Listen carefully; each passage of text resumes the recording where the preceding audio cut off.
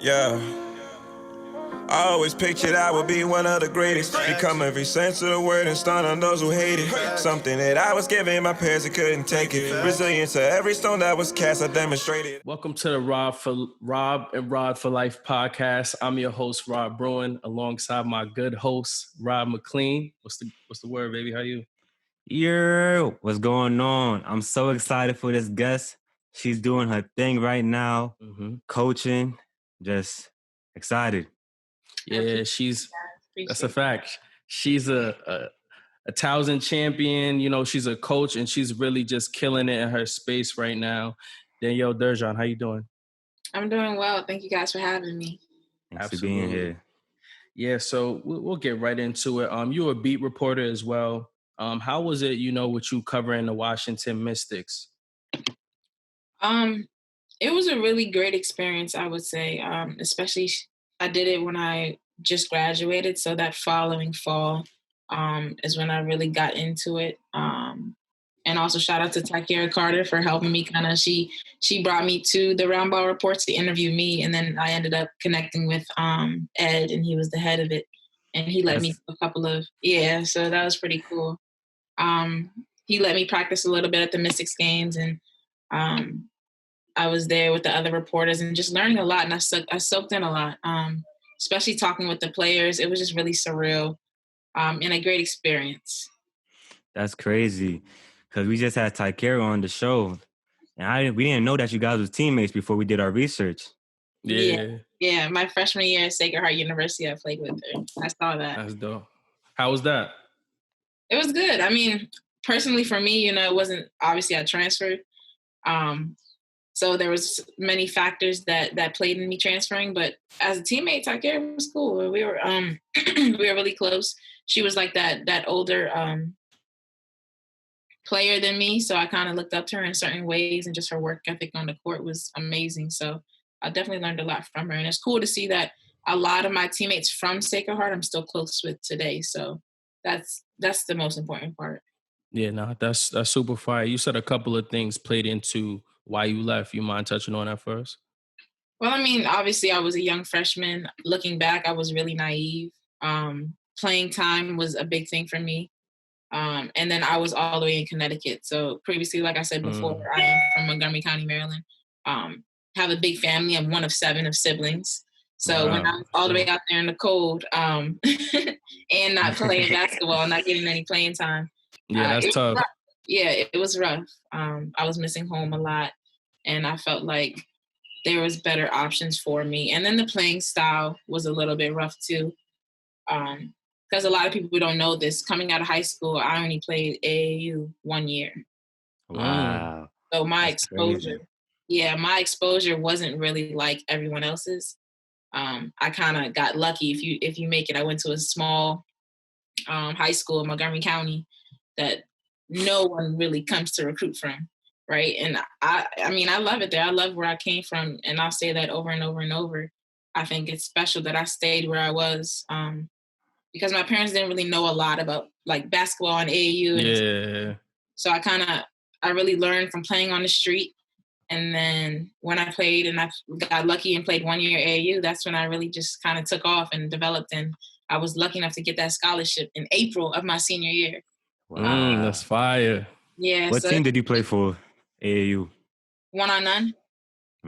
So small organization. Yeah, I did see that. Yeah, that's dope.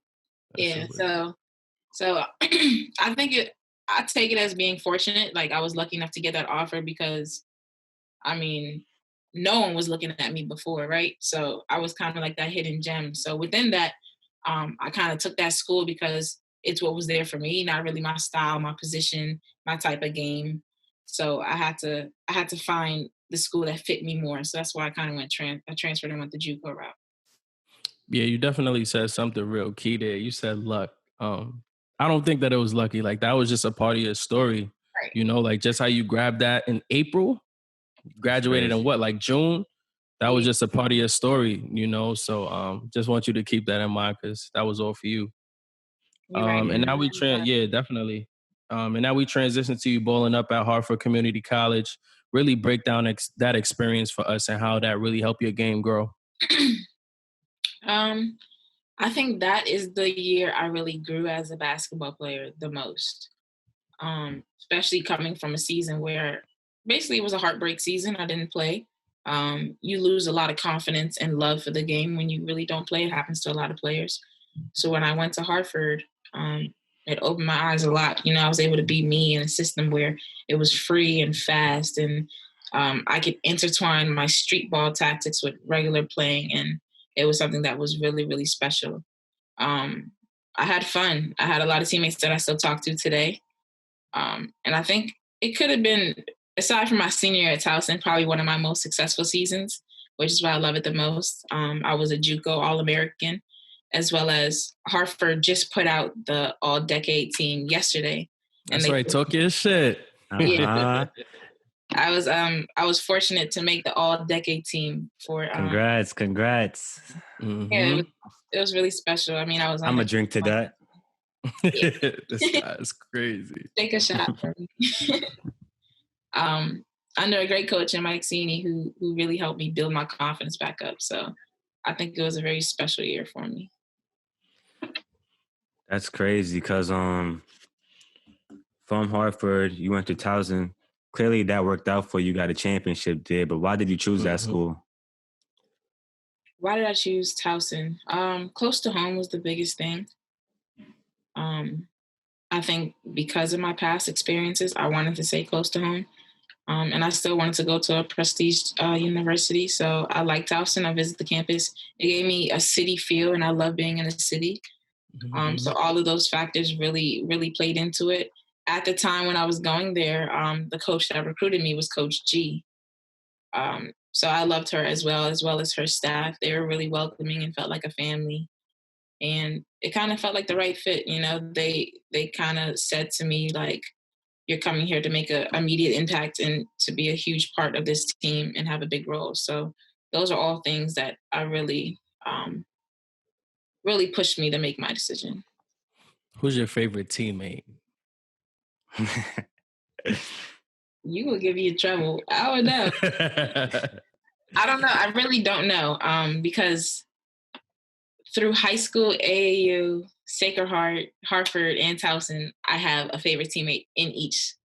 So all right, so give me the one for each of them. No, it can't. Sometimes it's even multiple teammates. It's hard. It's really, really hard. That's not easy. It's like asking who's your favorite sibling. I can't. You can't. Well, you know who that is. You just don't want to say nothing. You're right. Yeah, you don't want to. Nah, that's a fact. I feel you. Nah, that's a fact. What's your favorite bucket ever? Like that one bucket that you remember, you did the crossover, the hop step, Euro step, like your favorite bucket ever. That's a really, really good question. See, at Hartford, it was a lot of favorite buckets. I mean, I was throwing spin move behind the back passes. I was up and under in people, crossing them over, hitting the three. It's a lot. I don't know. I think I could say my favorite move is an AI crossover. I think that's my favorite move. So when I was trying to freeze them up. Now did a little has he crossed? Yeah. And then either shoot a jumper. I don't really go all the way too much, so I usually just shoot a pull up or it's interesting that you bring up you pulling up for threes because you hit a real crucial three when you guys played in that championship game for y'all to seal the deal for the CAA, conference championship. Sir. Really talk to me about how you felt in that moment. Did you know the ball was coming to you, and like what's really going through your mind as that play develops? So it was end of the third quarter, I believe. I think it was a tie game, and we are in a transition. And I remember I was in the corner on the right side, and my girl was super, super, super into help. So she was more than she should be. That's a fact because she didn't respect the shotty. All night they were though. All night they were kind of smothering me, not letting me get a shot off because I think I only took maybe 2 threes that whole game, which is kind of crazy. So they were kind of taking it away from me. But in this moment, I think she was, because we were in transition, she was too much on the help side.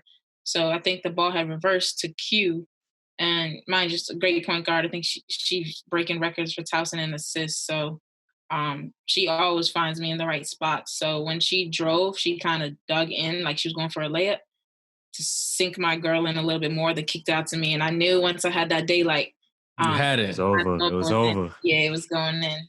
And it was really cool, man. It was electrifying just to hit that shot, to get the pass to people believing in me. And man, it was a really blessed day, and just take that momentum into the fourth quarter. And from there, it was just bucket after bucket after bucket. It was cool, man. It was real cool. And that was a close game, 53-49. Yeah. And you guys played them on senior day, so I know it had to be more It's an excited getting that emotional day, redemption. yeah. Because senior day, the game was a little different, you know? So what happened? What was the difference? Well, I know for myself personally, there was a lot of emotions involved. I didn't have my best game, definitely, just because it was my senior day and everything I've been through just kind of hit me all at once. So I think in the beginning, I started off pretty well. Hit a couple shots, did some things, and then I don't know. I think mistakes just started coming and coming and coming, and then not just for me, for the whole team. And then they just started running away with it. I remember that game being a really bad game too. Like the refs were just really, really terrible that night, calling everything on us and just incredible calls. But I never really blamed the refs. So I mean, we beat them prior to that in the beginning of the season too. So we knew if we did see them in the championships, it was 1-1, and we really didn't let that game phase at all. Like we really, we threw it out of our minds, like it never happened. And then went into that game like it was literally even. Let's see who got the best. So, good thing to know that game didn't really hit us as much as it should have. Yeah, Drexel's a good team, but you guys won the championship, the first in school history. How does that feel knowing that's something that no one could ever take away from you? The first ever. It's really like it's like an incredible feeling. I say it all the time, like things happen for a reason, being placed in situations. It's just really crazy when you look at it, when you pray to God about certain things, and you see things happen and why it happened, how it had to happen, and just fold out. So just knowing that we're in history books, knowing that we were the first ever, it's crazy. It's really history. And it really makes you love the game even more. And just when I wear that ring, kind of hurts. I'm probably gonna wear it on my wedding day, So you just as you should. Forever. It's just forever with you. So it's a really cool. When we first met, we talked briefly about your passion for sports communications, but now you're coaching now. What made you want to go that route? Right. That's actually a really good question because, I mean, I kind of started reporting in the fall of 2019. That's kind of when it really started doing more at going to live games. And I was coaching as well. That's kind of when I started coaching at CCBC. I'm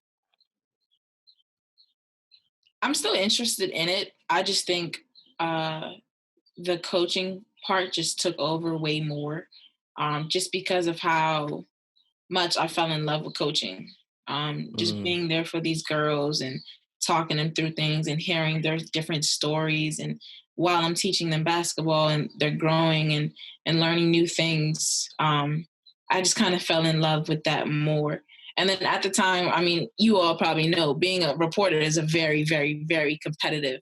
It's different. Feel. It's just different.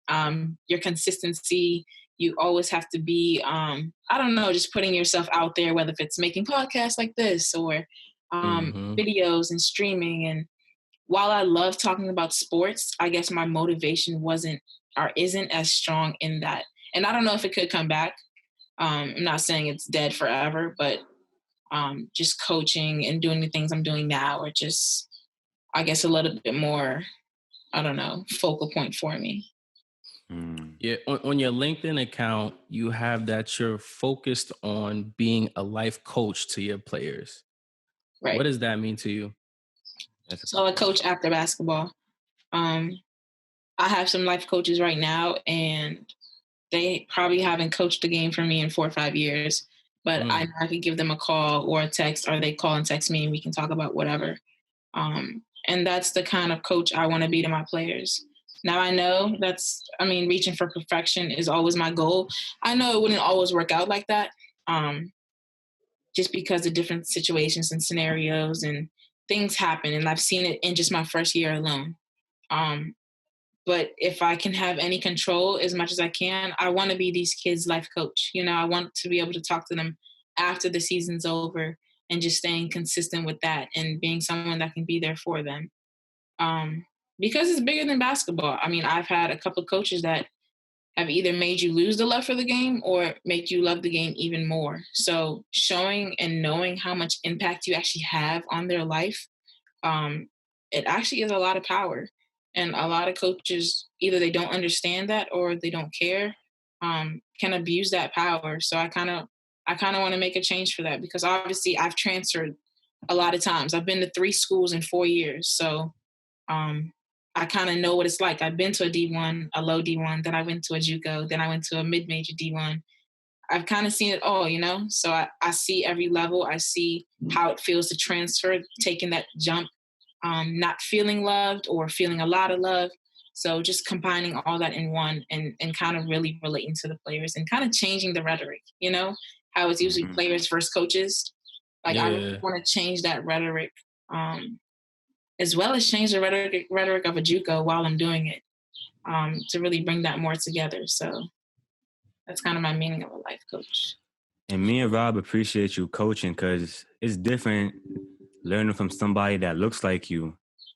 You kind of gravitate more towards them. So it's you doing your thing, just teaching people just life lessons in general. Like you mentioned, it's more than just basketball now, especially what's going on in this world. Right. And that part too goes a long way, because I wasn't the perfect player. I could admit that. A lot of coaches that have been players, you would think that they were the perfect player and they did everything right.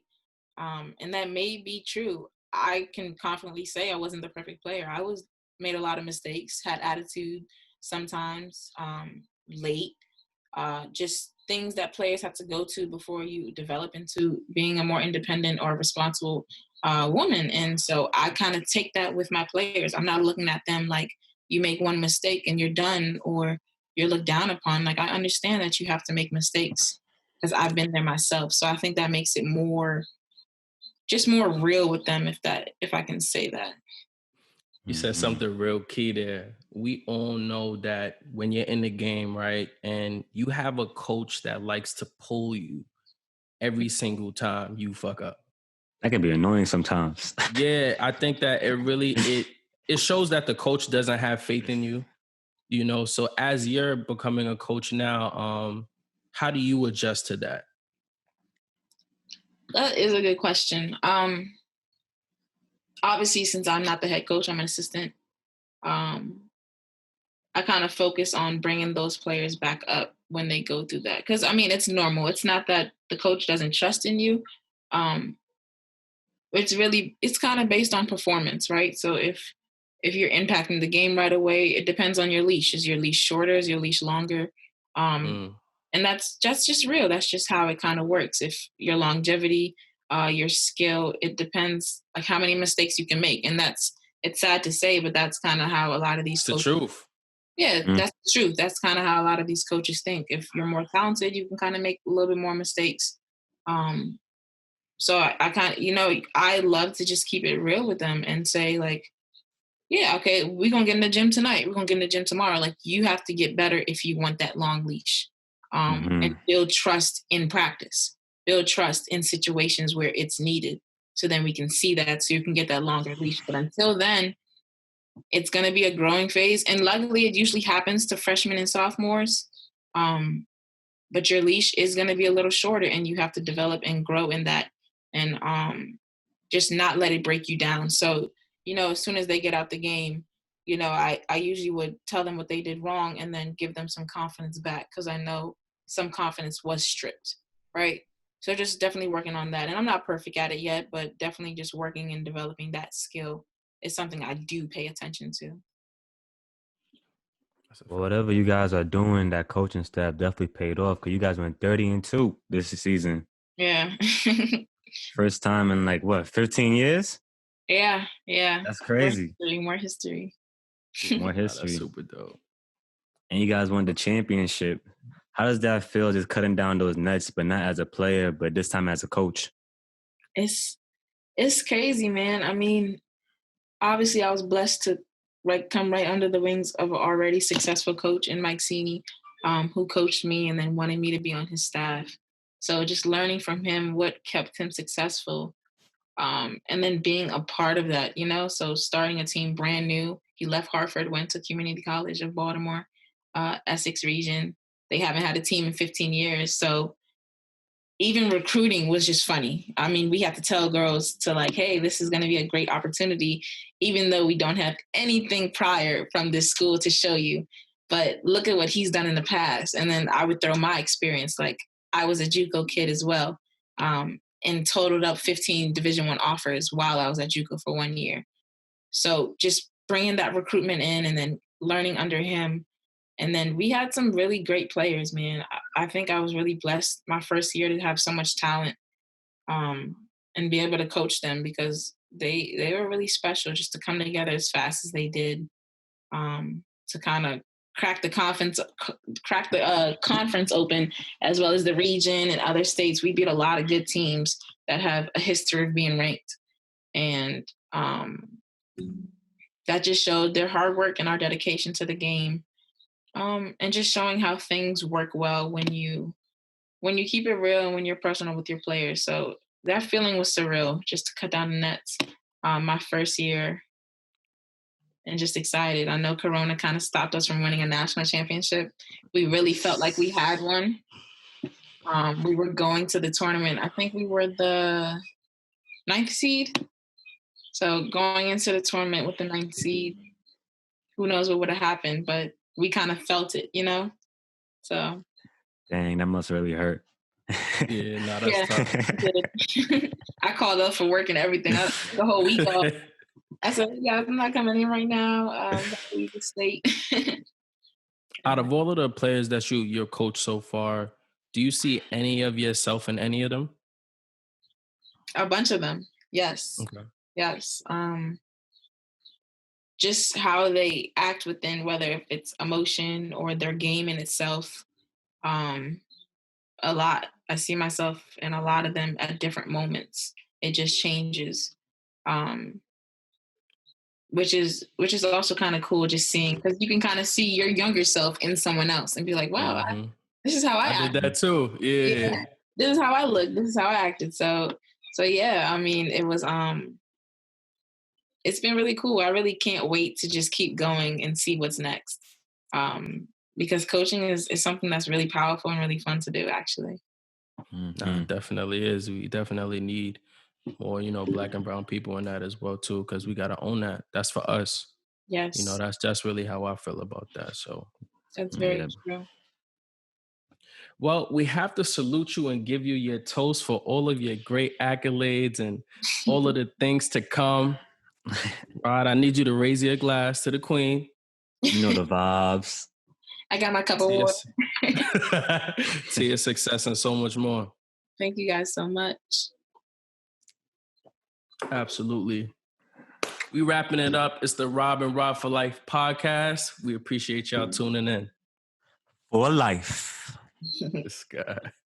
Beauty underrated. Was told to believe if you're not a scholar, get addition. A boy like you in the league, only way that people paying. I started believing that I was one that wouldn't make it. That gave me more reason to question pictures people painted. I stopped giving a fuck.